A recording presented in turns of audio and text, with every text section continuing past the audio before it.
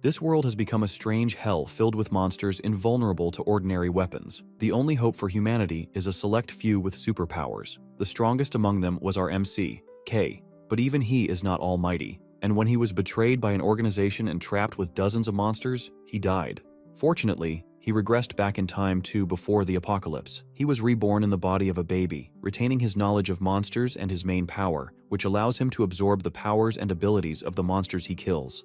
After looking around more carefully, he realizes that he has somehow become a baby. As he's trying to figure out what in the world is going on, a slippered foot walks into his room. K immediately goes on alert, backing into the corner of his crib as the strange person looms over him. His mind swims with different thoughts as he tries to figure out who this person is and if they are from the organization. But then the woman leans down with a loving look on her face and greets him as A-chan. It looks like this strange woman is his mother, and she came to check on him once she realized that he was awake. The woman goes back to cooking once she realizes that he's alright, and Kei, who's now A-chan, takes a moment to look around. Everything looks peaceful and clean, unlike the world that he's used to. The TV is on and he can hear people moving around outside the house. It also doesn't look like there are any monsters outside. This is clearly an era of peace, and for him to suddenly find himself here as a baby, that means that he must have gotten reincarnated. He is now in another world where the catastrophe didn't happen, and more importantly, there's no organization here. That means, for the first time in a truly long time, A-chan is going to have a taste of freedom. Despite everything he has gone through in his life, the god of fate hasn't abandoned him. This day will always be remembered as the day of new beginnings. He takes a look at the nearest calendar and sees that the year is 2020, meaning that he woke up before the great catastrophe. That's not good since he can't do anything with his current baby body. He can't even stand up without holding something, and his little limbs are too small to support his body. His throat also feels strange compared to his older body, so he can't talk either. All of that is terrible news for him since time is of the essence. There's no time for him to just be a normal baby when the world is about to enter the apocalypse. A-chan looks towards his mother and wonders if she is someone he can rely on. Instead of relying on her though, maybe he can just use her like a puppet to achieve his goals. She has to be good for something. Even if she doesn't look too reliable, she's the only adult that he can get access to. He wonders if she is at least flexible, but several boxes falling from the shelf is enough to disprove that. She isn't good with her hands either, as she piles an impossible high amount of flour into a bowl while cooking. Neither is she good at cooking, and she almost burns down the house while trying to make breakfast. It's obvious that she can't do anything, but she at least tries her best to take care of her baby, even with her hair roasted by the fire she caused earlier. It already feels like the end of the world, and the future of his new life looks rough. The doorbell rings, and his mother goes to answer the door and receive a package that just recently came in. Before she opens the door though, she has to find her wallet so she can pay for the delivery. As she leaves to find her wallet, A-chan tries to remember the last time he has heard that word. The last time he remembered hearing about packages was when delivery workers took packages to meet a lot of people. Those delivery workers also happened to be infected, and it ended up being a terrifying situation. As he starts to realize the situation and what that package delivery might really mean, the door slowly opens, and a ghoulish voice comes in from the other side, urging him to take the package. As the door fully opens, it's just as A-chan predicted. The person on the other side is infected, and they have turned into a delivery monster. A-chan can't be scared, and even with his baby body, he has to find something to use to defend himself. The only thing available to him is the baby bottle that his mother gave him, and a pillow as well. He grabs the pillow and throws it on the ground, when suddenly the monster launches an attack straight at his head. The powerful blast cuts through the crib, and A-chan grabs his bottle before making a quick escape out of the crib, and landing on the pillow that he threw to the ground earlier. It doesn't have to be said that if a blast like that touches him, then he's definitely dead. Luckily, he has enough experience with fighting monsters from his past life, and from that experience, he knows that there's no way he can beat his current opponent. It looks like an amplified monster, and on top of that, the tentacles on its head look even more dangerous. But another thing he knows is that strong monsters like these are terrible at making tight turns. He tosses his bottle lightly under the monsters and it trips on it while rushing towards him, flying over his head and crashing through the window. For the first time ever, A-chan is actually grateful for all the brutal battles that he went through in his past life. As he's celebrating his victory, a tail sprouts out from his back and rushes out the window after the monster. It reaches the dead body laying on the street and eats up the monster core like a living being. A-chan grabs the tail and looks at it as it munches on the monster core. He's familiar with it, since this is the ability he had in his previous life, the Tail of Toady. It's a powerful ability, but he has no idea why he still has it even after reincarnating. The Great Catastrophe is set to happen 4 years in the future, and Kei in his past life was born 3 years after that. He doesn't know what's going on, but he's incredibly lucky to get this ability out of nowhere. In his past life, he got the ability after absorbing the core of a monster that also had the coyote tail. Another fortunate thing is that the younger someone activates their power, the stronger it will turn out to be. To test it out, he turns his hand into a sharp blade and uses it to strike his crib, bending it instantly. In his past life, he awakened as an S-class when he was 7, but since he has this power as an infant, then he will become the legendary triple S rank this time. This is his ticket to riches, fame, and beautiful women. In that case, he doesn't need to stick around in this house and play the role of a clueless baby. As he crawls away to start his new life, the crib that he bent earlier starts to fall, and its aim is right on top of him. Achan tries to move out of the way, but his body gives up on him, and he's left unable to move. The metal crib eventually cracks and starts to fall to the side, and the last thing he sees as his eyes close is his mother desperately rushing to his side as the crib falls. He remembers his past life and his ruthless master that put him through many horrible trials. The man made him do disgusting things like eating dog food to survive. Things like that were to prove that he really is just the organization's dog. Achan grits his teeth, angry at the fact that he is referred to as the organization's dog. He wakes up slowly as the sun starts to shine on his face. It looks like he blacked out after defeating the monster. He slowly pushes himself up and sees his mother sitting close by and writing in a book. It looks like she managed to save him after all. But now the question is why he passed out in the first place. It looks like the power of his ability is too much for his body. He only used it for 30 seconds, and yet, it completely wore him out and left him completely defenseless. For now, he needs to get stronger if he wants to be able to handle his powers again. As he's thinking about that, he hears the sounds of his mother crying. He takes a look at the book that she's reading and it's covered sticky notes. On the page, she writes about how she almost lost her treasure. It seems like she's talking about him. There's also a nasty bruise on her back, and it's likely that she got the bruise from protecting him. His mother from his past life would have happily sold him to the organization for a quick profit, and yet this woman risked herself to protect him. He reaches one of his tiny hands to comfort her, and as soon as she feels him touching her, she reaches over and grabs him in a tight hug. It looks like this woman is different from her, and that makes him decide to stay with her for a while. Regardless, there's still not a lot of time, and the world will change in less than a week. The next monster should already be on its way, and he needs to be able to fight for more than 30 seconds if he wants to protect his new home. Outside their apartment, a window cleaner shivers in pain as blue slime seeps out of his eyes, mouth, and nose. The blue slime slips down and enters the drain pipes below him, on its way to somewhere specific. As Achan is considering his next steps, his mother brings something over to him covered in a red blanket. She removes the blanket to reveal a dog inside a cage for him. She got the dog from their neighbor so that he can have a companion. Achan remembers the dog from his past life. It was a fierce mutt, and he never thought he would see it again in this life. On top of that, the dog is way too big to be a baby's playmate. However, this might turn out to be a good thing for Achan.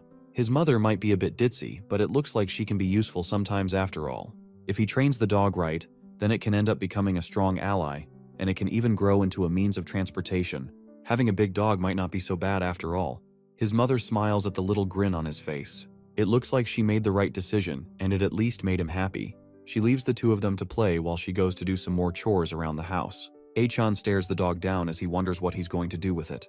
For now, he's going to need to feed it first. He gives the dog a sausage from the kitchen and orders it to eat. If he eats it, then Achan will become its master, and the training can begin. Despite the baby's attempt at forming a contract with the dog, it seems like it's too simple-minded to understand what they are doing. As the dog bends down to pick up the sausage, Achan stomps on his head, showing off the difference in their power dynamic. However, even though the dog doesn't understand what the baby is saying, that doesn't mean that it'll tolerate disrespect. It punches Achan with two well-placed paws to the face, sending the baby flying. Then it turns away to enjoy its sausage in peace, but the baby isn't going to take that laying down. Achan leaps up to attack the dog with a loud battle cry. He pounces on the dog, and the two of them fight it out while the mother laughs at their antics. It looks like the two of them have already become friends. As she's cooking, she realizes that she's out of flour. When she bends down to try and find it though, a blue slime monster comes up from the sink and towers over the fighting dog and baby, aiming directly for the oblivious woman who is still trying to find some new flour to use and cook. The slime monster lifts into the air and aims directly for Achan's mother. The dog springs into action and rushes to go for the monster before it can hurt her. It gets there just in time to push her into the sink cupboard before the slime can attack her. Thankfully, the mother doesn't know what's going on, while the slime and the dog fight behind her. Achan watches the whole thing happen with an unimpressed look on his face. The monster is way too weak to cause any real problems, but it'll still be troublesome to deal with. Its liquid makes slashing and stabbing attacks useless, so they have to find another way to deal with it. His mother tries to get herself out of the cupboard, but she's more concerned about the pain in her head, not even realizing the intense battle happening between the dog and the monster behind her. The slime eventually starts to envelope the dog and begins to morph into something different. Achan is going to have to act fast before things get out of control. He remembers from his past battles that the slime monster is weak to dryness, so he has to find something to use to dry it up. He immediately notices his bottle filled with powdered milk and opens it before tossing it at the monster. The slime recoils and shrinks in size before bouncing around the room. Losing moisture thanks to the milk sent it into a panic, and it's reacting because of it. Achan takes the opportunity once it stops moving to trap it under a dustbin. It looks like things have cleared up, and both the dog and his mother peek their heads up from behind the kitchen counter. His mother then accidentally spills flour on the both of them, leaving them more disoriented than they already were. Because of the flour spill, his mother rushes off to go and wash herself off before the flour stains her outfit. Meanwhile, Achan continues to enjoy the thrill of managing to catch a monster. Slimes can be used as a natural monster repellent, which means that if he manages to spread the slime's liquid on the windows, then it can act like a deterrent from any monster attacks that may happen in the future. Suddenly, the dustbin starts to shift, and the slime leaps out from under it, taking advantage of the silence as an opportunity to escape. The dog gets in front of it before it can get too far, and Achan rushes over to try and trap it again, but it still manages to slip away, this time completely avoiding getting trapped under the dustbin. Before it leaves, it raises a middle finger at the two of them as it slips out the window. The slime came to their home on its own and caused chaos, and then had the audacity to try and leave on its own. It may be weak, but it's too cocky for both of their likings, and that makes them too angry to allow it to escape freely. Achan grabs a nearby umbrella as a weapon and climbs onto the dog as a trust steed. It's time for him to chase after the monster before it gets too far and causes even more trouble. There's no way they can let it escape so that it can cause more trouble for them or others in the future. They get to the ground floor of the building and see the slime perched on top of a building. It drips its liquid on the head of a girl passing by, and she looks up just in time to see it leaping down and trying to swallow her up. Achan and the dog rush to their rescue as the baby tries to figure out what to do. If he uses his own strength, he definitely won't be able to hold out against the slime, but if they let the monster feed on the girl freely, then the place will end up becoming a sea of blood. That kind of scene is something that Achan has seen enough of in his past life. The dog is just fast enough to reach the girl in time and leap over her, while Achan opens up the umbrella and blocks the rain of slime before it can hit the girl. The slime is not deterred and jumps off the umbrella, this time aiming to attack the dog and baby directly. Since Achan can only use his powers for a short time, he has one shot to use and end the monster in an instant. He shoots an enhanced punch with his powers, blowing through the monster immediately and destroying it. The slime explodes and rains down on the area, completely defeated, while Achan and the dog stand victorious after the short battle. Thankfully, he was in time to save the girl before she became slime food, but she also saw him use his powers, and she looks terrified. Without wasting a second, the girl takes off sprinting down the road without looking back. It's understandable that she ran away, considering the scene that she just witnessed. The more difficult thing to think about is how long it'll take him to clean up this mess. His tail comes out from his diaper and goes to absorb the slime scattered around the street. It looks like the tail has the power to absorb another monster's ability. In his past life, the only way for K to absorb a new ability is if he switches it out with the previous one. However, now, the tail is quickly eating up all the scattered slime liquid and turning the power into his own. He tests out the power by forming a slime ball in his hand, and it really does look like the two powers are coexisting. In his past life, K tried his best to make sure that he switched abilities as little as possible so he wouldn't get caught by the organization. That ended up being his downfall at the end, but that doesn't change how strange it is that the tail of Tao T somehow evolved on its own. It could most likely be because of his age. The younger the age of a person when they start developing abilities, the stronger the power of the ability, and the faster the person is able to adapt to it. K became an eligible user for abilities at the age of 10, but everyone younger than him died. Most children can't survive monster toxins, and they all ended up dying as soon as they were exposed to it. But now, K is even younger than any of the other potential candidates from his past life, meaning that his growth potential is incalculable. While he was thinking about how to do things, the dog brought him back home safely. He jumps off the back of his trusty steed and uses his new slime powers to coat the area, ensuring that no monsters will be coming to his home anymore. But just doing that alone has already drained him of all energy and left him exhausted. There's no use thinking of getting new abilities or adapting to his current one, because his stamina is just way too low for him to be able to do anything with the powers. However, he doesn't need to worry too much about the potential future, since the monsters shouldn't come and disturb them anymore thanks to his slime barrier. Achan collapses to the floor in exhaustion, and the dog comes over to him with a menacing look in his eyes. It looks like it's finally time for the dog to get revenge for that humiliation earlier. The dog leans down and picks Achan up by the scruff of his shirt, and for a moment, the baby thinks that he's about to be turned into dog food. Back in the apartment, his mother comes out of the shower, fully cleaned of the flour that poured earlier. She heads to the living room to see how her son is doing, and sees him snuggled up with the dog on the floor. It may look like they are snuggled up, but Achan is struggling fiercely against the weight of the dog on top of him. Hours pass, and the baby is able to free himself from his fluffy prison to get to work on protecting the apartment. He manages to coat the windows and vents and also the drainage pipes with the special slime. Now, even if a major disaster hits the house, they will be safe for a while. While doing all of that, he was able to figure out the current state of the Taoti tail. Apparently, it can stock up to 4 abilities at once, unlike in his past life where he had to swap out one for another. Right now, he can use both the Taoti tail and his slime powers, but only for about half a minute. In order to prepare for a major disaster, he's going to need to do other things. One of the first things any survivor desperately needs in the apocalypse is supplies. The biggest cause of death after the disaster wasn't even the monsters.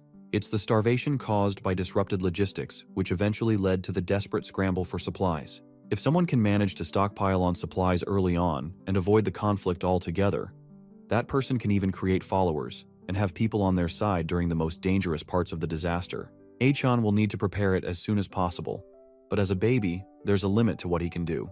Supermarkets are crowded, and eventually, places will be full of monsters. If even one person gets infected, the disease will spread around rapidly with no hope of slowing down. With his current body, Achan definitely won't be able to handle a large horde alone, but there also aren't many places that he can get supplies from right now. As he's thinking about any other options he might have to get supplies in the future, his mother's phone rings on the living room table. He goes to check who it is and sees messages coming in from the landlord's group chat. Luckily, her phone isn't locked, so he can easily open it up and see what's going on. The people in the group chat are discussing a weird virus that's spreading around and how people infected by the virus are becoming monsters. It's clear that they don't yet know the severity of the apocalypse that's coming, and Achan is more than happy to enlighten them a bit about it. He sneakily creates an account and hops into the room, informing people about how a great disaster is coming and they need to get their supplies before everything goes to chaos. Although he's trying to help them by giving them carefully guided instructions, it's clear that no one believes him. The fact that he doesn't even have a profile yet since he freshly created the account also doesn't help his case. There's nothing for him to do as a baby, and online forums aren't much help either. At this rate, all of them will end up dying before the organization even forms. A friend request suddenly comes in on the phone. He accepts the request out of curiosity, and the person on the other end cuts to the chase and tells him that they want to make a deal with him if he is really searching for supplies. The person's username is Hot, and it sounds familiar to the baby. That was the same name of a woman who worked for the organization that was also named Hot. His guess is spot on, and the person on the other side of the screen is indeed the Hot that he's thinking of. She relaxes against the chair in a room filled with computers and gadgets while texting him. It looks like things are about to get very interesting for her. It's clear that whoever she's talking to is a very cautious person, however. Before making any type of deal, they want to hear what her plan is. Talking to them has already become very troublesome, and they've barely spoken any words to each other. So she decides to be direct and make him a proposal in hopes of sealing their deal. She offers to give him all the supplies he wants, whether that be food, water, armor, or whatever else they may need. The only thing that she will place a price on is any information that he needs. That goes for 100 million yen. But for Hot, transportation is also a problem, so she offers to give him the information that he needs, if he gives her 20% of the supplies that he collects. Both the tone of her voice and the 100 million yen starting price sound like something more fitting for a grade schooler. Looking at it logically, there's no way that this person he's talking to isn't the Hot he remembers from the organization. He continues relating with her, asking her directly why he should trust anything she says. On top of that, he also asks why he should even agree to the negotiations in the first place. Hot asks him if he is hoping to become an enemy instead of an ally. She would prefer that they get along instead of bickering or distrusting each other. The baby agrees and asks to know where the place to pick up the supplies is. She tells him that she put the information in a mailbox at the bottom floor of the apartment building where he lives. The organization hasn't formed yet, which means that Hot isn't an executive of it yet. And despite that, she's still a dangerous woman who uses information to toy with people for her own gain. Once she sets her eyes on her target, she will use every trick she knows to exploit the person to the fullest extent that she can. There's no way she would want to get along with someone that she just started talking to. She just wants to lure him into a trap using information as the bait. This time, however, Achan is wise to her tricks, and he will be the one to stir things up, not her. He takes a rest first and sleeps for 2 hours. By the time he wakes up, his used up stamina from earlier is completely recovered, and he's ready to go and get the information he needs. The elevator has security cameras, and he definitely doesn't want to reveal his identity to her so easily. So instead, he turns his attention to the stairs. As he gets there, he realizes that there is one problem with his plan. He is still a baby, and the stairs are much too difficult for him to climb with his current body. In that case, he has to rely on his fluffy companion. He turns to the dog sleeping on the couch, knowing that the pooch is his only hope of getting to that mailbox. Achan goes to wake the dog up by grabbing the dog's tail and dragging it, but the dog is not amused. It slaps Achan away with its tail, sending the little kid flying with a red cheek. And Achan thought that he had managed to tame the beast, but it looks like they are still not on good terms. Achan spots something on the kitchen counter that should be able to help his cause. It's a box of treats, and he should be able to use that to lure the dog into helping him. He pours some of the dog treats in his hands and brings it up to its nose. In a matter of seconds, the dog gets up and agrees to the deal immediately. It looks like despite its strong face, the mutt is actually rather easy to please. With his transportation secured, the next step is getting to the place where Hot dropped the information before his mother wakes up. He rides the dog through the apartment building and eventually reaches where the mailboxes are. Inside one of the mailboxes, there's a pink letter sticking out of it. That's obviously what his target should be, but there's also a camera watching the area as well. It's obvious that Hot wants to use the camera to confirm his identity. If that happens, then his information will be sold immediately and he will lose his upper hand. Hot doesn't mess with people she doesn't know, so Achan has to keep his anonymity no matter what. In that case, he just has to throw her off. The baby activates his powers, stretching slim red tendrils around the room and scanning the surroundings for anything suspicious. Besides the apartment's security camera, he manages to find 3 other hidden cameras most likely installed by her. It's obvious that she desperately wants to expose his identity. Hot laughs in her computer room, eagerly waiting to see what kind of sucker will fall for her trap this time.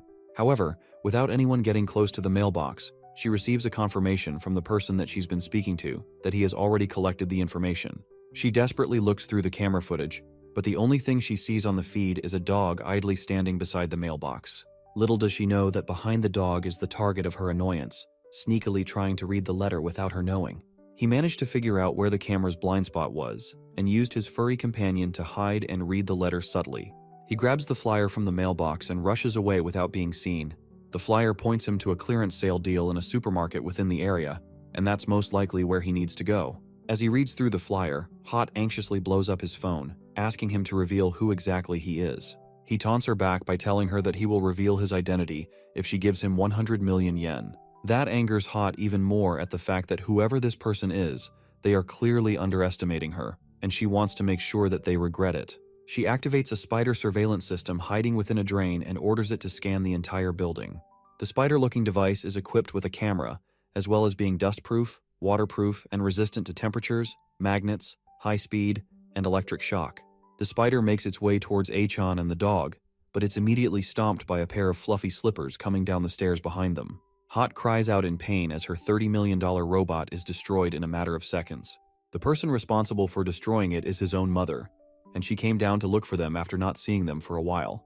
Hot cries over the loss of her spider device, but luckily it seems like the audio function still works. She can hear a female voice on the other, and then she realizes that the call function also works, which means that they should also be able to hear her. She picks up the mic and tries to threaten whoever is on the other end, warning them that they have not won just because they managed to squash her spider. Now that she has heard their voice, she can expose all of their messages and their dark past all over the internet. She continues taunting them, but whoever is on the other end doesn't respond. Instead, they continue talking to someone else, commenting how they are wearing light clothes and they could get a cold. That's when Hot realizes that the person on the other end can't hear her, and she's been talking to herself the whole time. On top of that, after doing a bit of research, even with her vast network and connections, she can't seem to find out who the person on the other side is. Whoever they are completely hidden, and she has no idea. Meanwhile, Achan gets a free ride back to the apartment from his mother. She scolds him for coming out on his own and tells him how dangerous it is. Meanwhile, the mechanical spider lays crushed on the floor, and it can only be used at 4% capability. Hot eventually reaches out to Achan again and tells the baby that she will give out the information for free as well as the supplies. It looks like she has given up already, and it's almost disappointing how easily she gave up despite all the trouble she caused. When they return to the apartment, Achan is surprisingly let off the hook for running out of the apartment. His mother thinks that the dog opened the door by itself and that the baby crawled out afterwards while still half asleep. Because of that, he won't be able to use the dog for a while, and it has been tied up to avoid any further instances like these. According to Hot, a warehouse-style supermarket will open soon, which means that she is going to give them supplies from an inventory that she stole from others. For Hot to do that so willingly, she's being rather generous despite everything. If he's going to gather materials, then he needs to do it sooner rather than later. But first, he has to figure out a way to get to the supermarket in the first place. He left a flyer out on the table for his mother to see, but she hasn't even noticed it. There's no way that he can just directly tell her about the end of the world, but he's going to need to do something. As he's trying to figure out what to do, he overhears her talking about how there are only 5 days worth of milk left. That's a perfect opportunity, and he can use that to his advantage. He pushes over the cup of milk on the table, and then pretends to still be asleep when she comes over to check the noise. When she goes to clean up the milk, she finally notices the flyer on the table for the supermarket. She picks it up and starts to consider checking it out, and everything goes all according to Achan's plan. The day finally comes for the trip to the warehouse, and she dresses up the baby in pink clothes, much to his disappointment. While they are both out, the dog has been left at home with plenty of food to eat. They reach the supermarket, but before she can enter, a security guard rushes over to ask her what she's doing in the area. He tells her that there is an infectious disease going around and people are supposed to refrain from going around. The mother tries to tell him that she just wants to buy powdered milk for her baby, but the guard is having none of her excuses. He's a government worker, and Achan knows that the government will soon disappear, so they don't have to worry about things like these for long. The guard is only doing this because he has been ordered to, and he tells her that she should go home. As he's talking to her, he doesn't notice the monster stalking up behind him until it puts its hand on the man's head. In an instant, the monster squeezes its hand and the man's head pops like a bloody balloon. Then it sets its sights on the defenseless mother and child. This monster is a lot larger than anything Achan has faced so far, and it's a strong proliferative type, so it doesn't have any particular weak points either. He doesn't want to reveal his strength, but if he doesn't use his power, then both he and his mother will die here.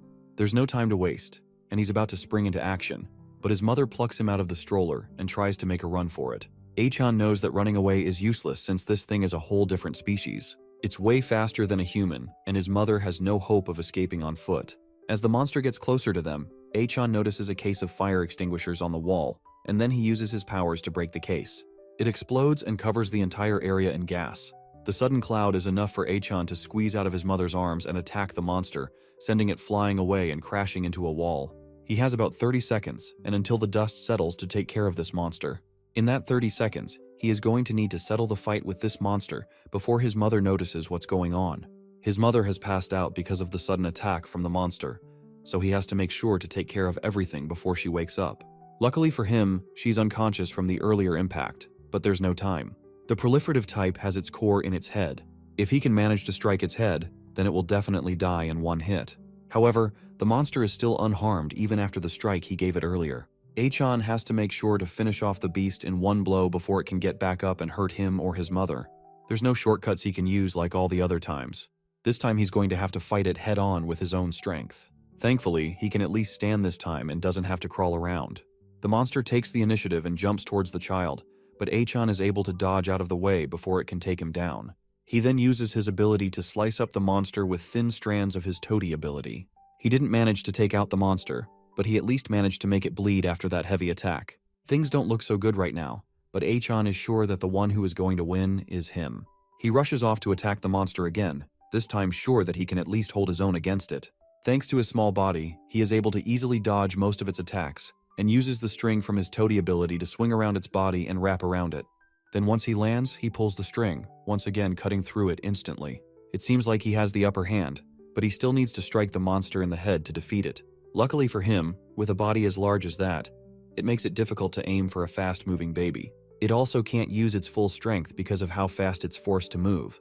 For the monster, it would be the same as trying to chase a mouse. Eventually, Achan is about to outrun and outsmart the monster perfectly, wearing it down severely until it can barely move. This is all thanks to the experience he has built from battles in his old life, up till now. Thanks to the consistent attacks from the baby, the monster's power has been greatly reduced, and one more hit should be enough to take it down.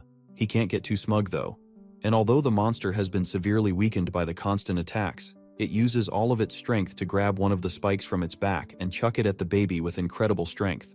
Achan is fast enough to dodge the attack, but it still manages to cut deeply into his forehead.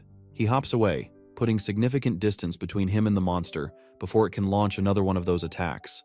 If it continues to attack like that, then the baby has no chance of getting closer to finish it off. For now, he has to try and think up another strategy like a surprise attack, or he has to find a way to divert its attention. There's no time left either, and he will soon feel the after effects of using the full strength of his powers. For now, he might have to run and take his mother away before she gets hurt. As he's still trying to figure out what to do, he notices his mother helplessly looking around back at the ground floor. It looks like his time ran out faster than he anticipated, and now she has woken up and she's desperately looking for him.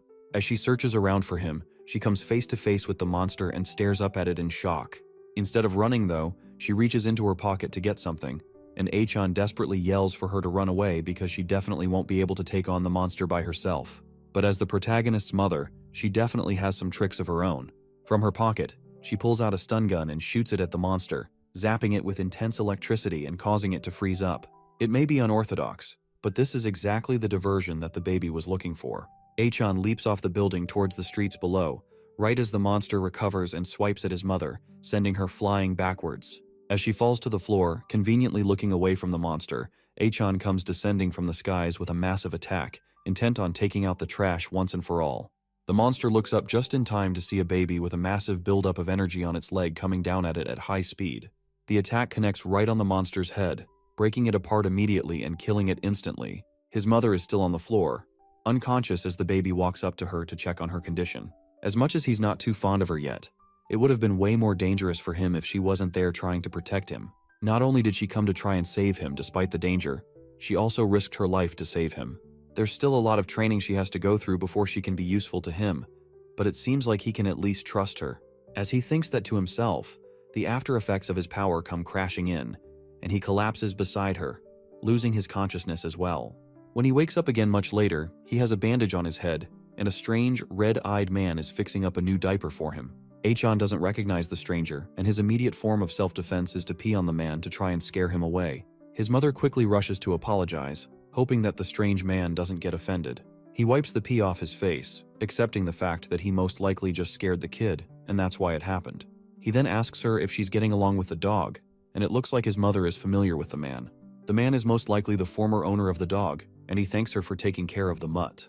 Achan is more concerned about the fact that his mother definitely saw the monster that attacked them earlier, but she's acting as if nothing has happened. Then he notices that his hair is wet. That probably means that she was crying in secret again while he was asleep. The man tells her that they are heading out to stock up on supplies and invites her to come alone with them. That catches Achan's attention, as he realizes that stocking up on supplies and buying them all out with the help of other people definitely isn't a bad decision. Before he follows along with them though, he still has to retrieve the crystal core from the monster that he defeated. He jumps out of his stroller and hurries over to the monster's remains. Once he uses his toady tail to absorb it, he immediately gains the monster's power. This time it seems to be a hardening skill, and it has already fused to his bloodstream. It's not a bad skill, and now he can use his tail as some sort of shield. But before he crawls back to his stroller, he notices the strange man from before having a call on her phone. He's talking with someone, and they seem to be talking about the fact that he and his mother are both a burden to them. He also reveals that the reason he's bringing both of them along is because in an emergency, they can be used as decoys and at least be a little bit useful. The guy is definitely crazy, and it's clear that he has bad intentions.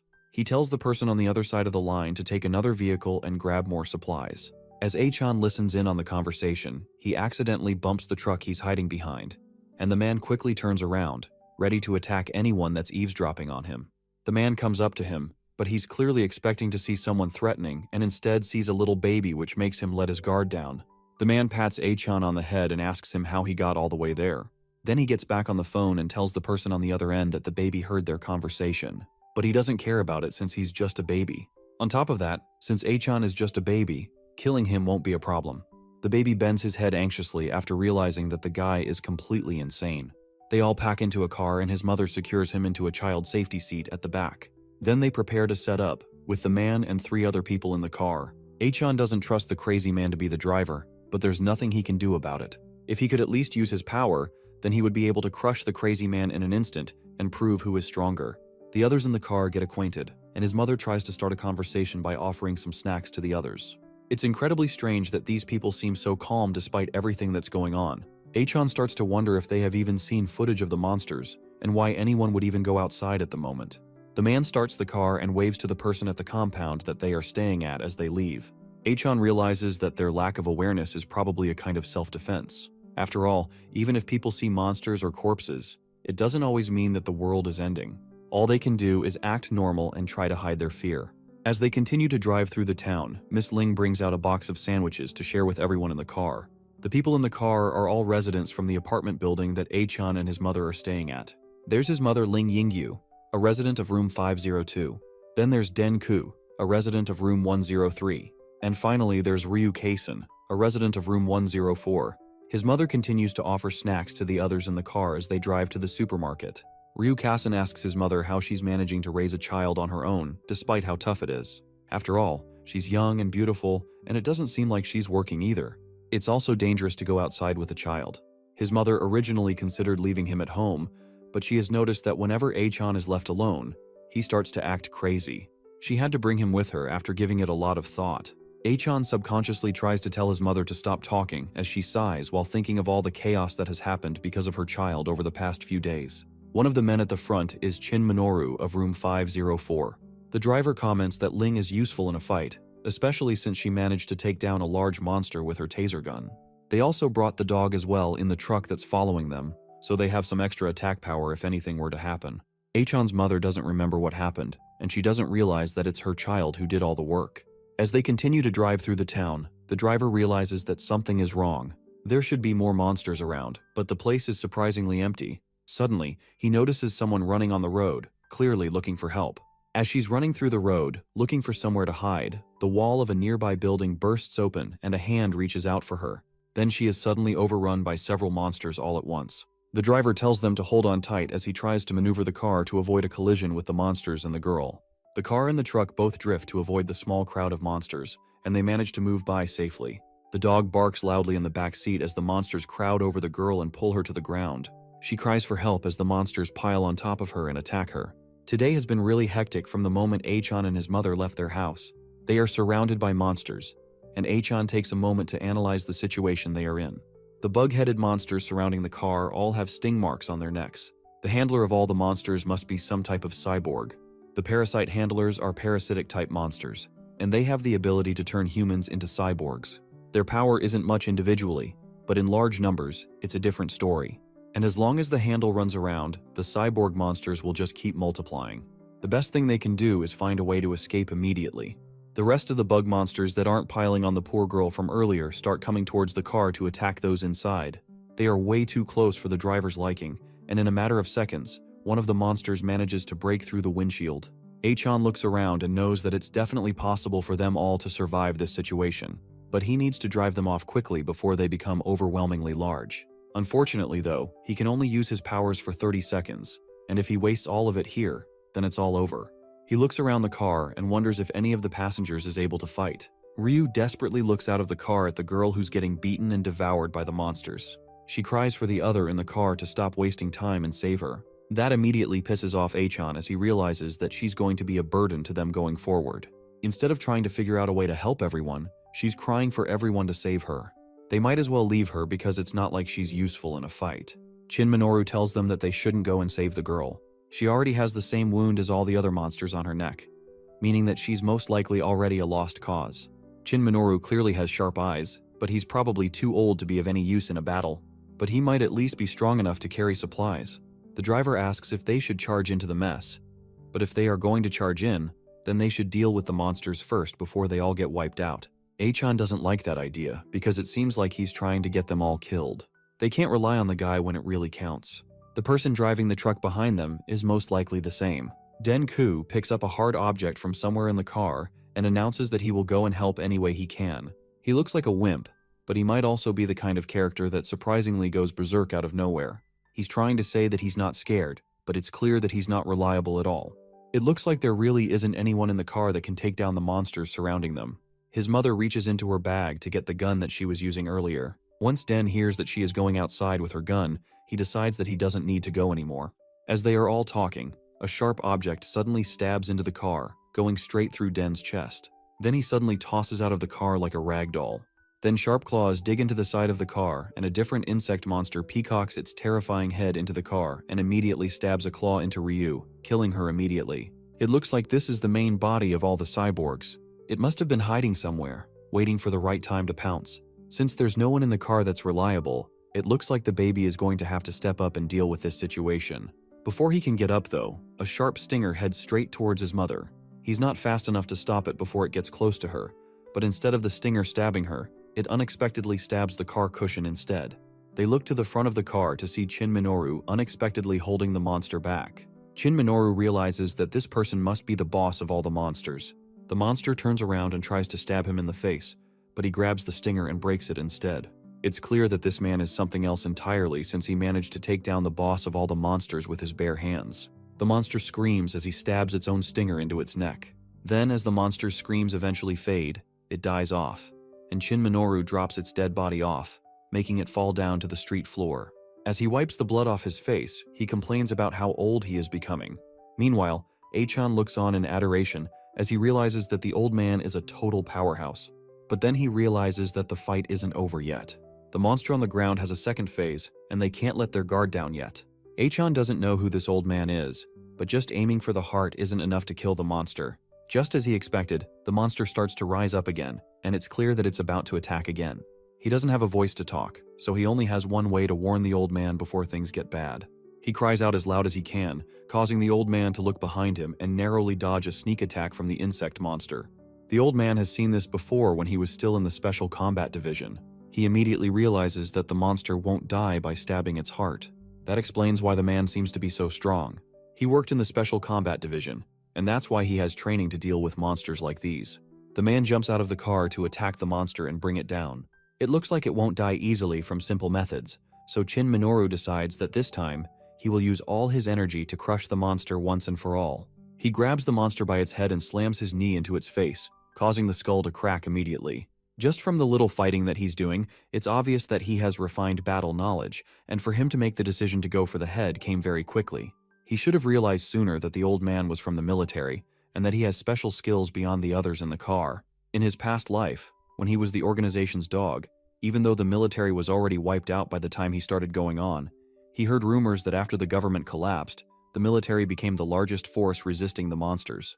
They were the enemies of the organization back then, but among them, there was the Special Combat Division which worked at the core unit. It seems that they underwent a special training, and they were a thorn in the side of the organization.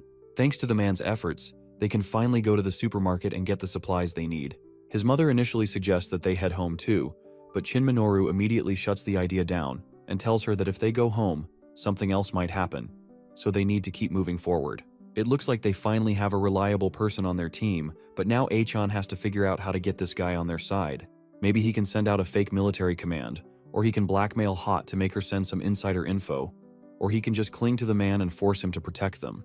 Just the thought of using the man for his own personal gain makes the baby grin evilly. As he's thinking of what to do, the man pats him on the head. Then he tells Miss Lin to stay close to him with Achan so he can protect them a little. She immediately agrees and promises to not be a burden to him and to follow him diligently.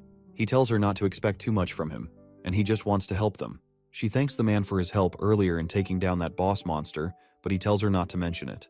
After all, if Achan hadn't cried earlier, then he would have definitely died from the monster's attack. Then he tells the little baby that the more foolish someone is, the more they desire profit. That almost sounds like he could read the child's mind and know the selfish thoughts that he had earlier. Achan crosses his arms and decides to peacefully accept the help from the man. But he knows that Shin Minoru's personality will end up being his downfall. They finally reach the supermarket that they have been aiming for since the beginning, but the gate is closed. It looks like it's their day off. The ad said that the supermarket would be open, but the place is clearly closed for business. Achan knows that Hot is a master hacker and she probably shut the supermarket remotely. Suddenly the door opens up and the driver explains to them that he had a friend remotely open the door from somewhere else. As he says that, he smiles and flashes his phone, reminding them that they should remember to thank his friend later. That makes Achan suspicious, and he sneakily pulls his mother's phone out of her bag to check it. He opens the messages and sees that Hot sent him a message recently informing him that she saw their car on the security camera and opened the gate for them. That confirms that the driver definitely knows Hot. That makes things a lot more complicated for him, because Hot and the driver are both very suspicious people to him. They eventually enter the supermarket, and Achan is just tired now that they have finally reached their destination. The supermarket is huge and there are a lot of supplies in the warehouse. There are also no cameras in the area, so it looks like the baby doesn't have to worry about being spotted when using his powers. Then he notices that the old man brought a weapon rack with him. That's to be expected of a former Special Combat Division soldier, but now that they are in the supermarket, the man that's been guiding them this entire time has suddenly disappeared. There also doesn't seem to be any staff in the supermarket, so there's no way for them to buy or check out. As they are trying to figure out what they are supposed to do in the warehouse, they hear clapping coming from elsewhere in the building. They look forward and see the man from earlier smiling cheekily and tapping the boxes around him. Then he declares that everything in the store has already been purchased by his organization. The moment Kay dreads the most has finally come true. The person standing in front of him is none other than a member of the organization. Even Kay's dog doesn't like him as it starts barking furiously. The driver finally shows his true colors, confessing that he's only used all of them to gain access to the supermarket. Now that he's done with them, it's time to dispose of them like worthless trash. During his boastful monologue, Kay immediately spots a tattoo on the man's arm, which is a clear sign that he truly belongs to the organization. With darkness in his eyes, the man declares that the supermarket now belongs to the East Lotus Society, his voice filled with menace. His threat is especially aimed at the old military man. As he pulls a weapon from his pocket, he warns them not to move. The name of the society instantly catches Kay's attention. He realizes that this branch of the organization is anything but ordinary. They are a group of forerunners responsible for enforcing the hunting project. This group has already been spreading their crimes even before the calamity begins. That must be their reason for gathering supplies because they sense the coming disaster. Now Kay understands why he had a bad feeling about this man, something he sensed from his smug tone. But whoever this person is, Baby Kay is ready to take him down. Meanwhile, Lin and the old man quickly grasp the gravity of the situation and notice the lackeys surrounding them. But the old man is prepared as he immediately scoops up a shovel and hurls it at the generator. It strikes with force, embedding into the machinery that could burst at any moment, and the sound of a potential explosion starts echoing through the area. The driver, however, remains standing calmly, something the old man doesn't miss. In the next moment, the man smirks and pulls out a remote to control the cart. The old man realizes the situation is slipping out of his control. He leaps to tackle the driver, but at the last second, he's thrown back by a stack of cartons. The next moment, the old man finds himself staring down the barrel of a gun. With a chuckle, the organization member remarks that he won't let a military veteran slip away so easily. He then warns him not to move. But unexpectedly, Lin steps in, gun in hand, and warns the man to back away from the old man, or she'll shoot. She demands to know his motives. The man, clearly entertained, realizes just how spectacularly clueless she is for not having grasped the situation until now. He even asks if she'd still think he's innocent after he shoots her. Lin, still living in her own cheerful bubble, offers to share the supplies like she's hosting a picnic. He actually laughs at her naivety, which is almost impressive. She's acting like she's the one calling the shots here. He then reminds her of the time he left the dog with her. Not out of kindness, of course, but because when he went to collect the money, the owner was already dead. So naturally, he figured he might as well get rid of the dog too. That's when she showed up, and he thought it'd be entertaining to see how she'd juggle a full-grown dog and a baby. Shockingly, things worked out back then.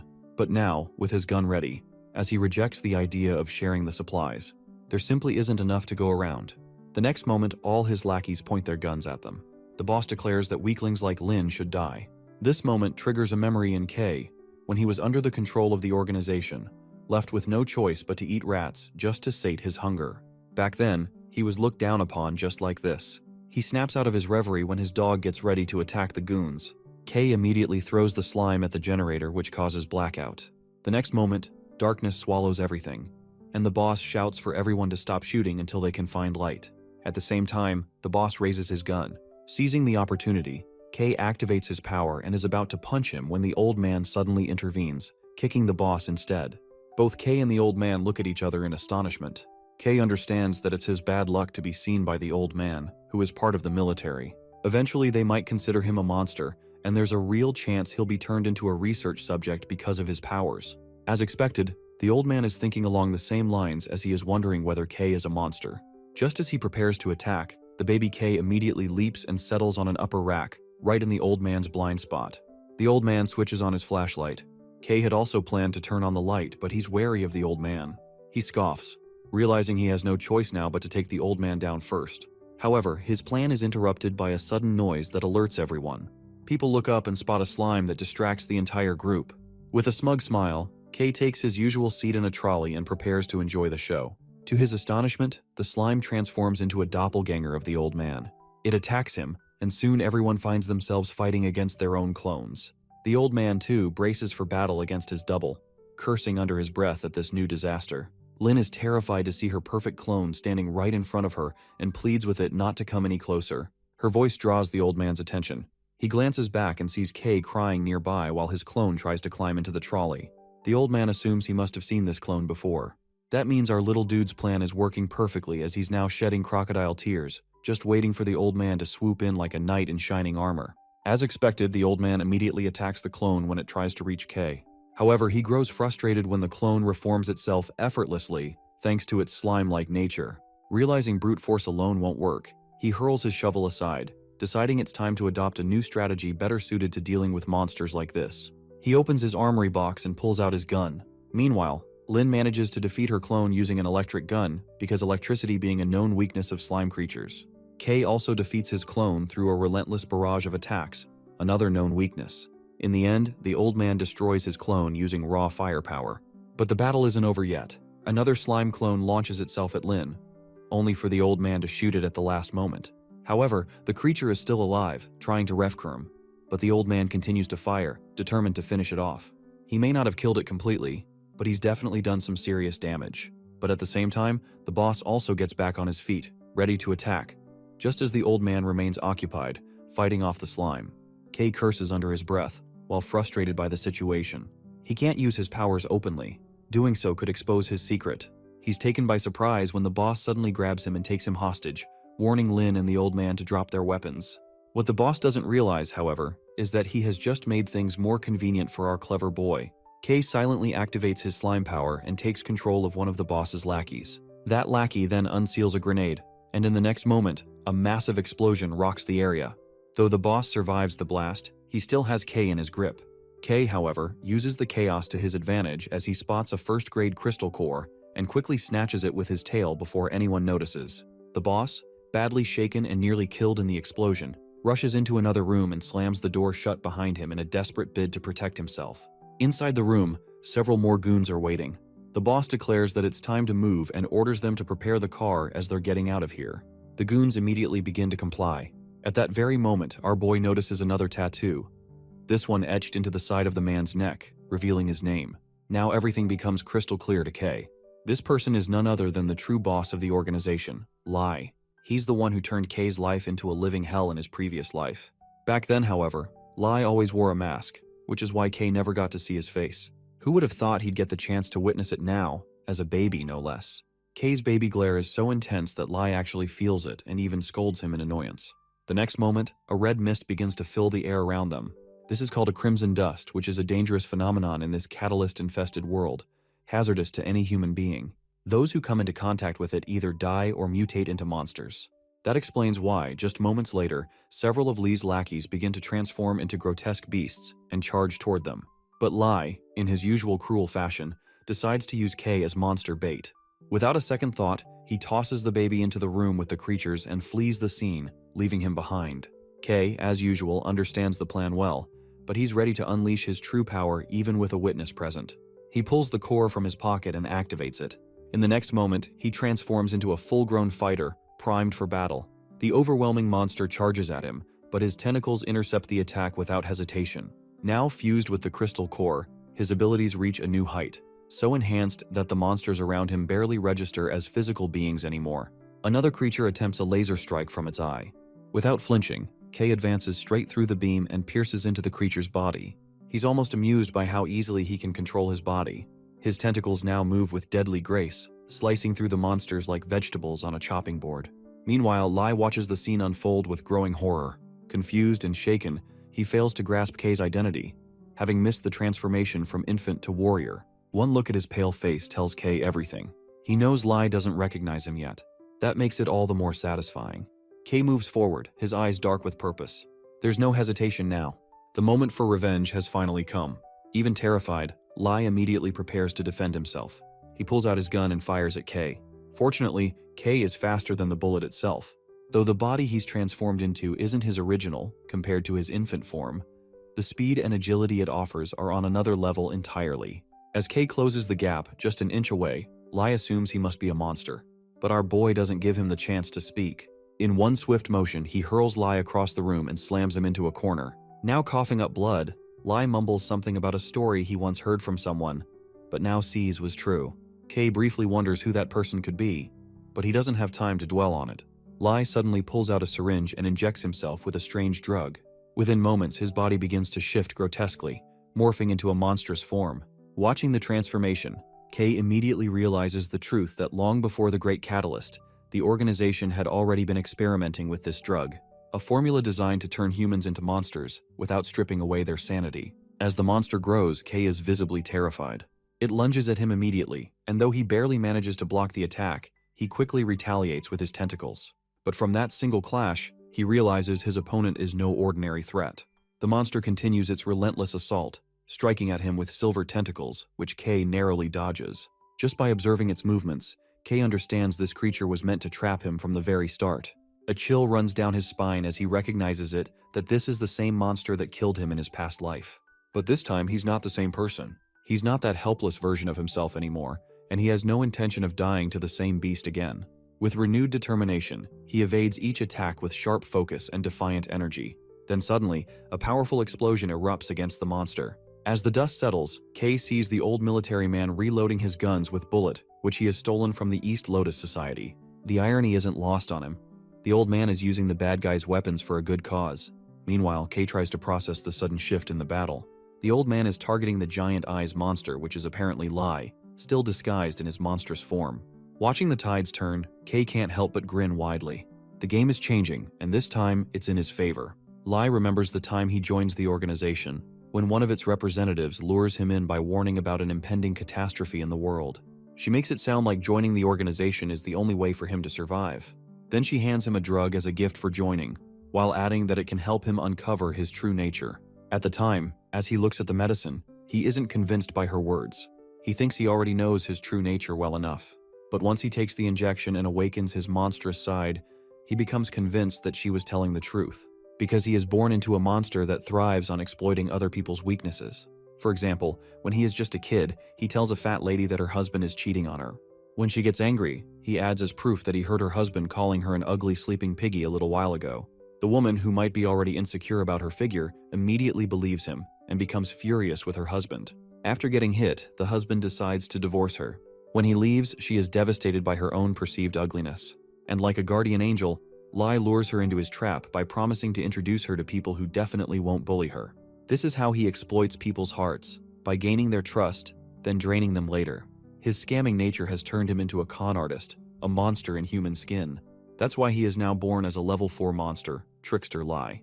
Up until now, the monster our boy witnesses is just hallucinations. He sees the monster that killed him in his past life, and is scared to death by Lai's trickery.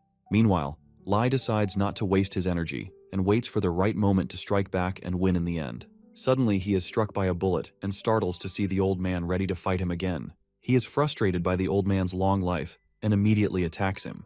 But the old man stays hidden, launching attacks without revealing himself. Lai attacks again, but his strike is met with a series of explosions. The clash creates a large amount of smoke and dust, making it hard for him to see anything clearly. Taking advantage of the situation, K moves into his blind spot from behind. When K attacks, Lai curses loudly, furious that he has snapped out of the hallucination so quickly. K steps forward and declares that Lai is nothing more than a level 4 con man who can never be anything special. With that, he attacks Lai with his tentacles, making Lai curse those tentacles. In the next moment, Lai tries to create an illusion around K, but this time it doesn't work. He is frustrated by the failure of his skill. K remembers the time he tasted death in his past life because of the hallucination. While silently thanking Lee, he unleashes his full power. Lai is scared as K, with lightning speed, hurls himself toward him. Lai is bleeding profusely after being attacked by K. K then asks him calmly if he is done. But inside, he knows this is only the beginning. In 2 hours, another wave of crimson dust will hit. It will be nothing like what humanity has faced before. This will be a deformed tide that breaks hell open. As he prepares to finish Lai tries to stop him. K responds that he's not interested in his last words and is determined to end him. Meanwhile, the old man is also watching the scene unfold. K understands that Lai is a tough opponent who still wants to fight despite all his injuries. So, it's better to finish him off by going straight for his neck. Just as he's about to strike, he is hit by an illusion. His mother appears, pleading with him, asking if he's going to kill her too. He hesitates for a moment, and that moment costs him dearly as he is hit by a series of explosions. Taking advantage of the opening, Lee attacks again, and Kei barely manages to dodge. As Kei gets back on his feet, Lee declares that no matter what, Kei won't be able to kill him. He can now clearly read Kei's thoughts and predict his every move. Lee knows that Kei has only one attack left in him. At that, our dude considers leaving Lee to the old man. At the same time, like reading his thought, Lee dodges a bullet fired by the old man and mocks him, asking if he plans to just stand there like always. Kei curses under his breath, realizing too late that normal weapons don't work against a level 4 monster. Lee, growing overconfident, believes he can see through the old man's tactics. With a menacing laugh and a declaration that he is a divine being, Lee heads toward the place where the old man is hiding.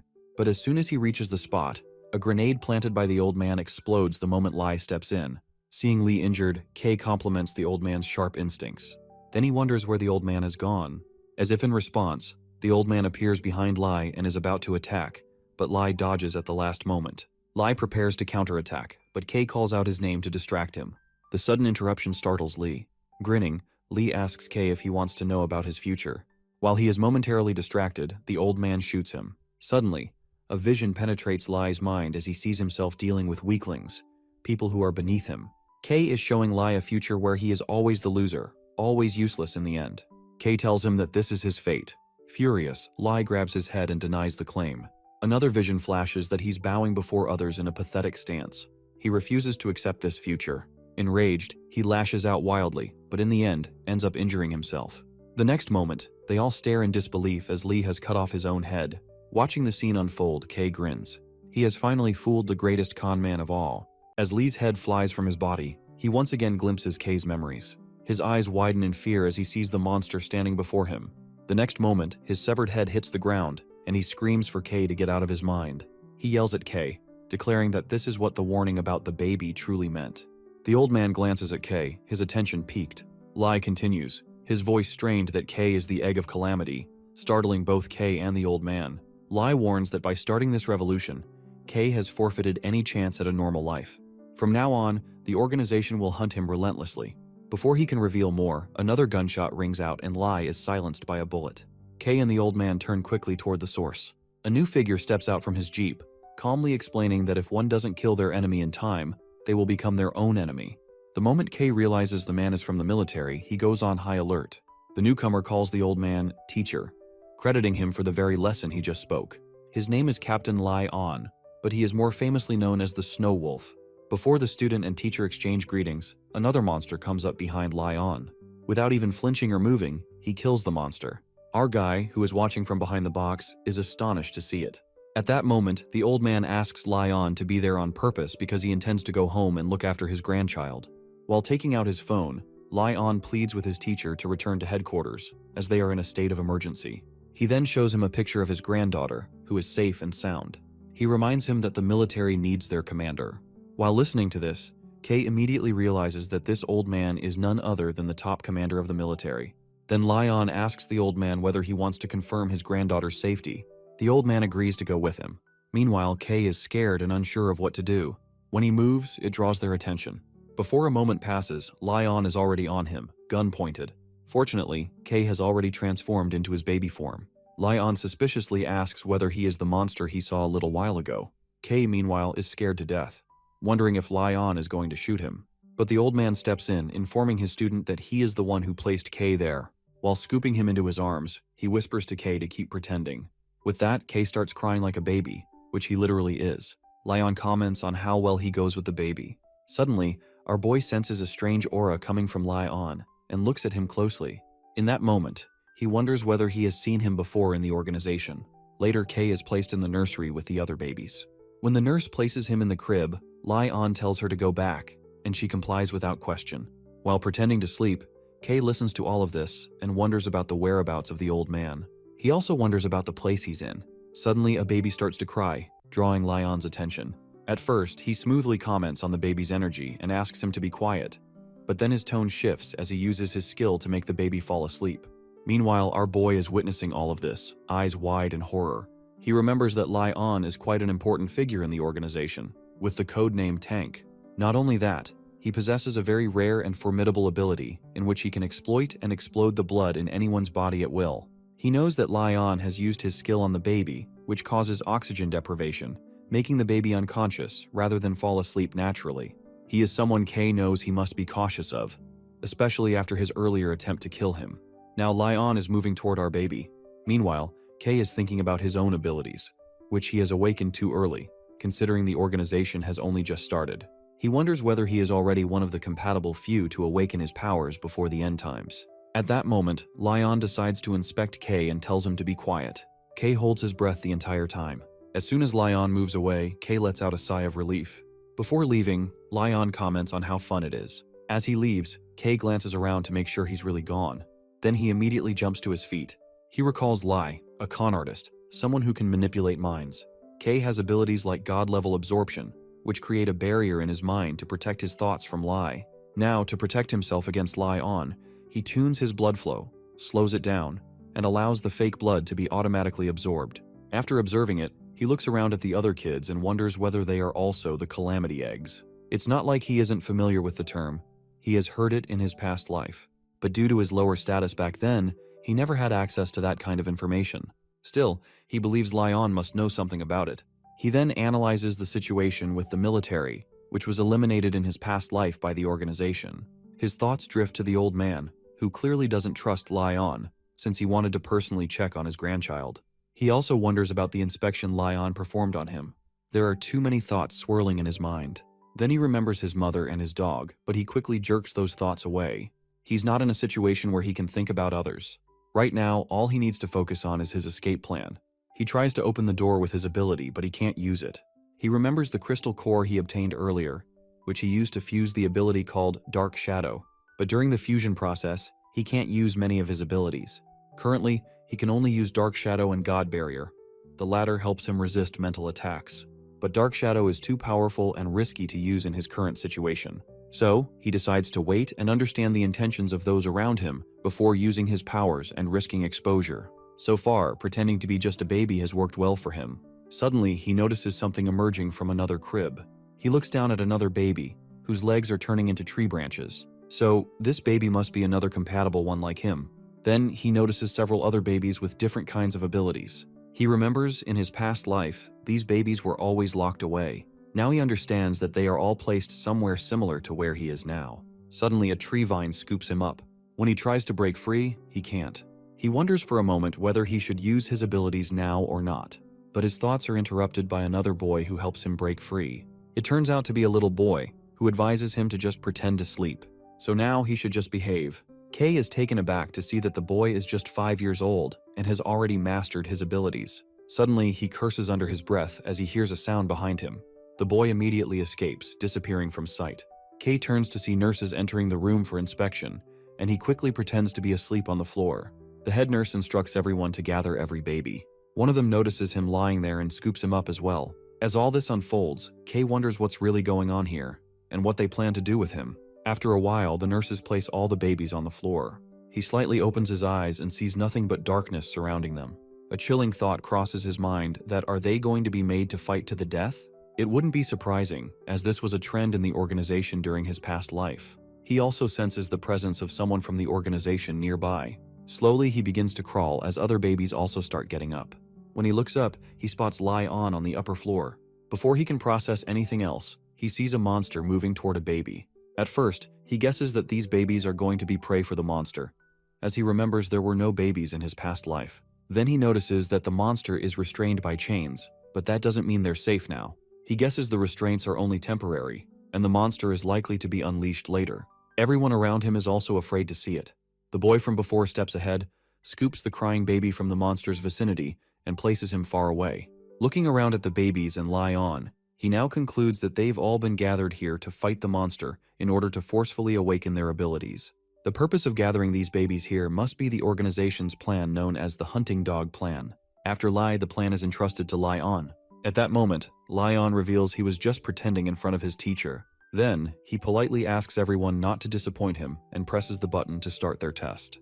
With that, the restraints on the monster break down, and it rushes toward our boy, but he barely manages to dodge it.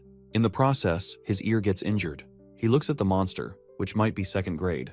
He's confident that he can take it down, but he's not so sure about the others. He looks around at the others, who are scared to death. One of the toddlers starts to cry, drawing the monster's attention. Now it's moving toward that baby. But the girl beside the toddler gets frightened, and with that, her tree branch ability activates. Several vines wrap around the monster. Kay gives the girl a thumbs up and hopes she can hold on. At that moment, Lion also notices her ability, which is identified as a vine type. He compliments it, saying that it's a good one, especially considering it's only at the first grade level. His attention then shifts to our boy, who hasn't shown any abilities yet. Still, he's convinced Kay must be an ability user. In his mind, he believes Kay will definitely activate his powers once pushed into extreme conditions. With that, the monster breaks free from the vines and prepares to unleash its full power. Kay is startled to see the gravity of the situation unfolding before him.